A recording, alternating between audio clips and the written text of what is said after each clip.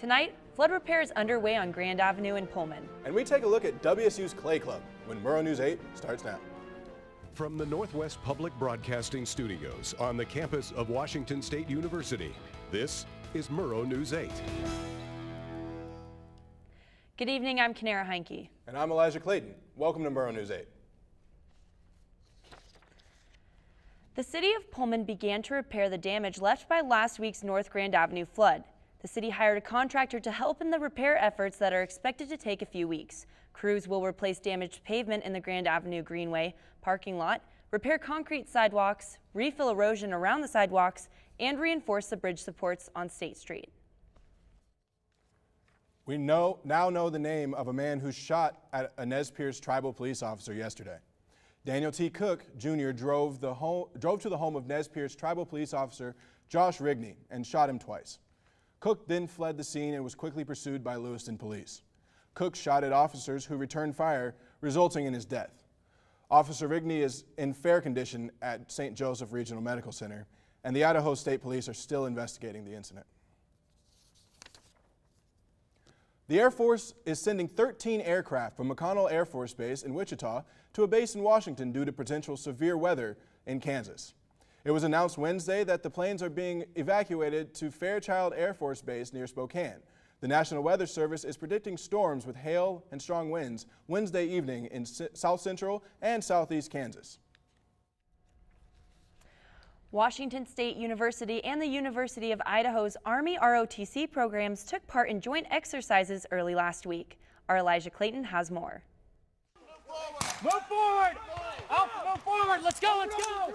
It may look and sound like a war zone, but really, it's just a training exercise for students from the University of Idaho and Washington State University Army ROTC program. They're right there in that clearing! The 3-day-long Joint Field Training Exercise, or JFTX, saw cadets from both universities conducting various combat missions last week in the woods of Camp 7 Mile near Spokane, Washington. This is a last chance to get an honest look at themselves and understand what they do and what they don't do well, and prep themselves a little last-minute polishing before they head out to advanced camp. Cadet Summer Training, or Advanced Camp, is the final assessment of a cadet's abilities before determining what job they will be assigned as Army officers upon graduation. These cadets are all headed to Fort Knox, Kentucky this summer. They'll be put into ad hoc platoons comprised of cadets from across the country. This gives our cadets an opportunity to be mixed up with students they've not worked with before. The JFTX is the ideal environment to prepare cadets for the rigors of advanced camp, putting them in difficult situations with people they don't know.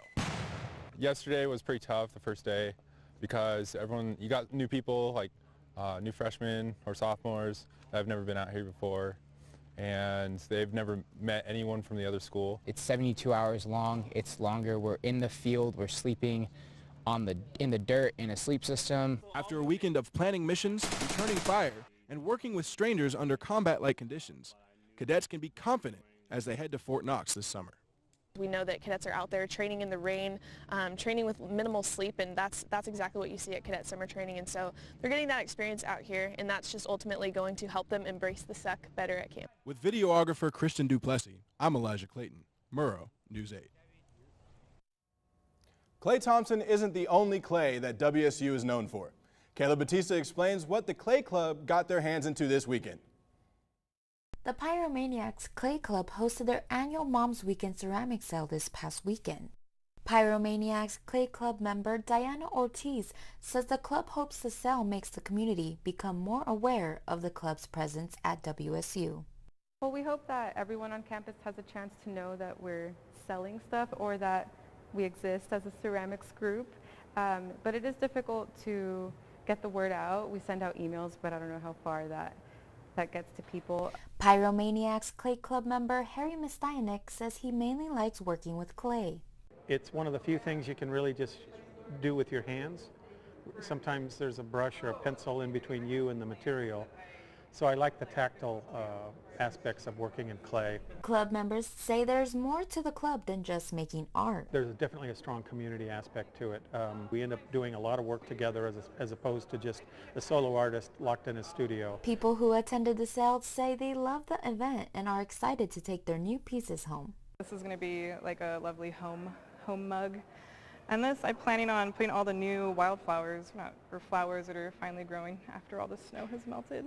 The money raised from the sale will go to the artists to attend the National Council on Education for the Ceramics Arts Conference, being held in Minneapolis this year.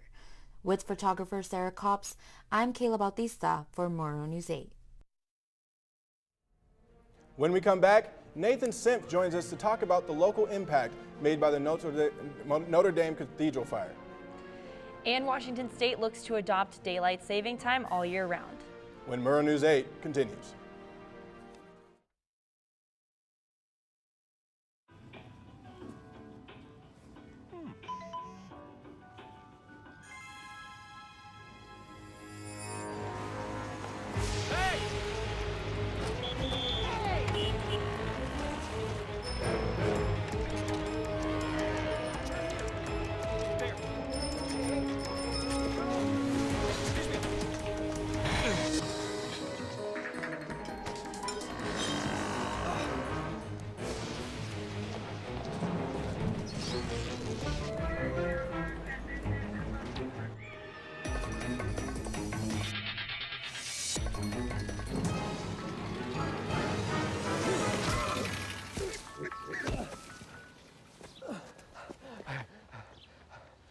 So, same time next week?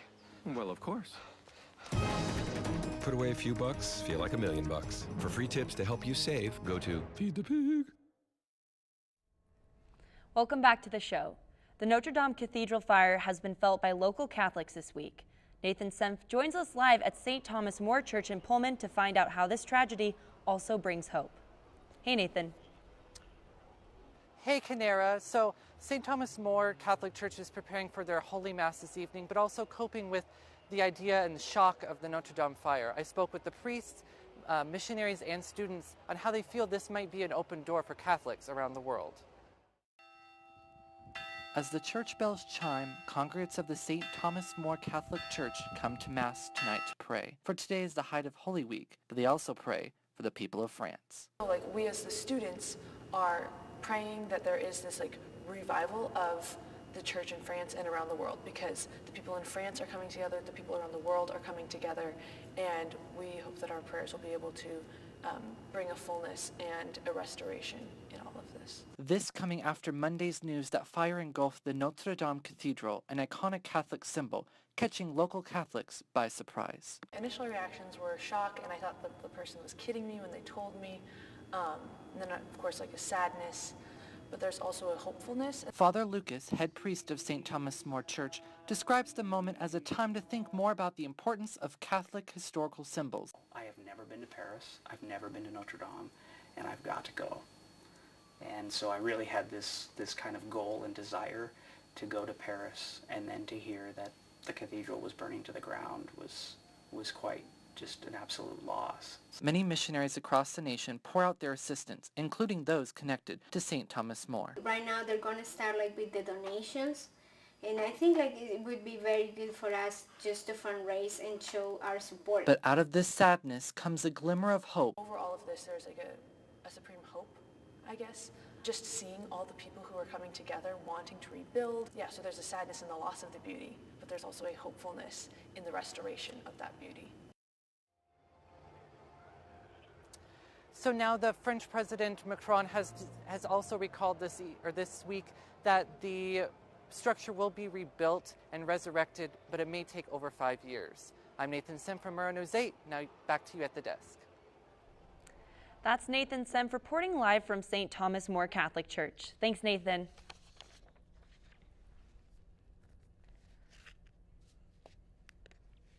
The Washington State Senate voted 46-2 this week to adopt daylight saving time all year.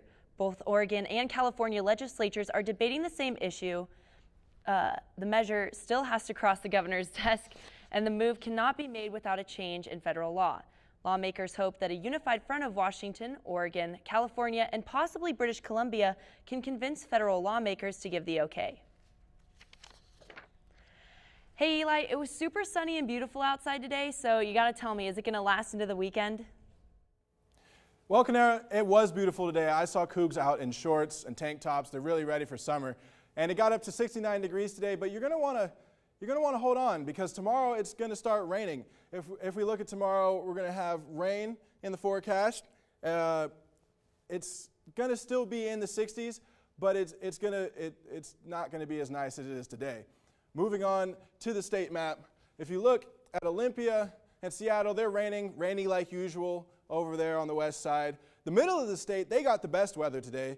Tri-Cities got up to 82 degrees, and then Spokane and Pullman, like I said, are in the mid-60s. We got sun today, but we can expect some rain tomorrow. Moving on to the 5-day forecast.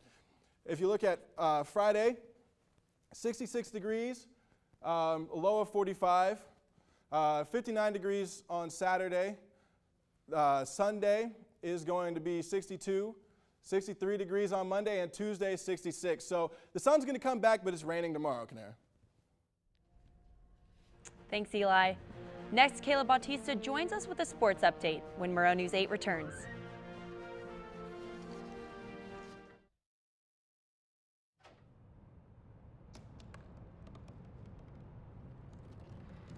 They said I couldn't dream. Called me a piece of trash and swore that's all I'd ever be.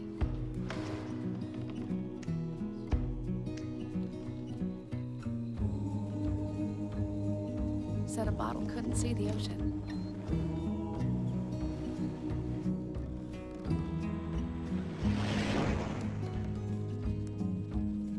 Give up. Go back to the dumpster. But I didn't listen. I made my way.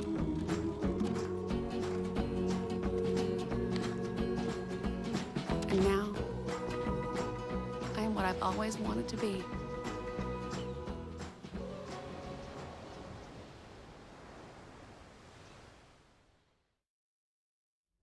Welcome back to the show. I'm Kayla Bautista with your sports update. After a 5-game losing streak, it's no surprise that the Mariners lost yet again. The Cleveland Indians beat the Mariners 1-0 last night and ended their 20-game home run streak.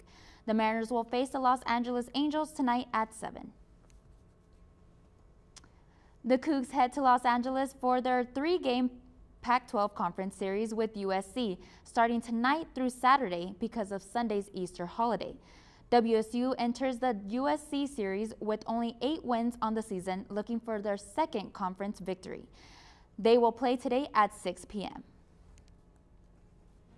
When we come back, a legendary Cougar athlete will return to campus. Stay with us.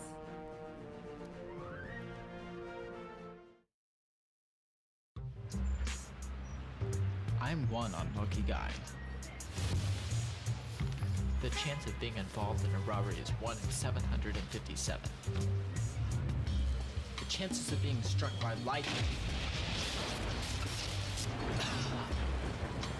1 in 750,000.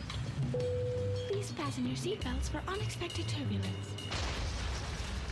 The chances of being a victim in an airline crash 1 in 29 million. Hey, could I get some peanuts? The chances of being involved in a car crash are far greater than lightning strikes and plane crashes. And if you are texting while driving, your risk of crash increases 23 times. Now, I may be an unlucky guy, but I don't have to be part of that statistic, and neither do you. Drive responsibly.